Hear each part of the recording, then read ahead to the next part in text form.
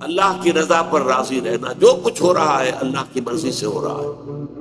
ہمارے والد صاحب ایک واقعہ سنایا کرتے تھے، ایک تھے اللہ کے بندے ولی اللہ صوفی عبد الصمد خان صاحب، جنہیں حضور جی کہا جاتا تھا۔ ان کے 2 جوان بیٹے تھے، ایک ہی دن میں دونوں فوت، انتہائی خوبصورت۔ یہ پٹھان تھے کیبل پور کے علاقے کے، 2 جوان بیٹے، اور ایک دن میں دونوں بچے ختم۔